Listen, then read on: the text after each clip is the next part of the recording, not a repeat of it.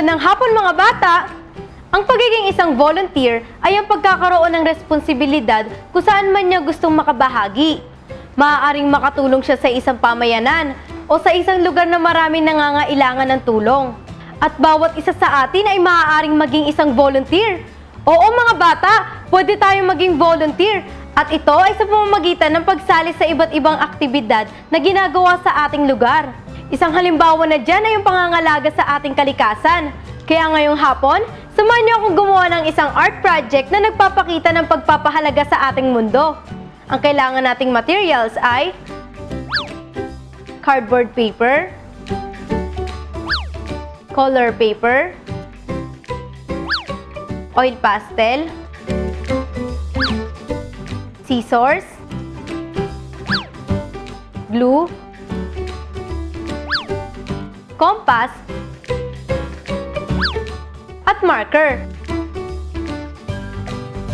Makinig at manood mabuti at ihanda ng mga gamit para makapagsimula na tayo. Una, gumuhit tayo ng bilog. Kung wala tayong compass, maaari tayong gumamit ng mga bagay na bilog na maaari nating i-trace. Sunod, gumuhit tayo ng mga linyang pakurba na magiging mga kontinente at bansa. At kulayan natin ito ng kulay green para sa mga kontinente at blue para sa karagatan.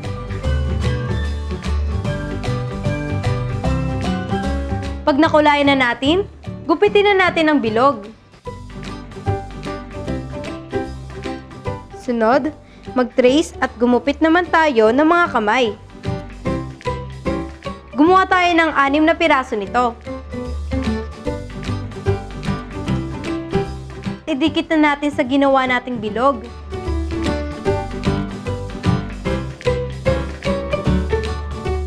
Pagkatapos, ay maaari nating sulatan ng mga kamay ng mga salitang gusto nating ilagay.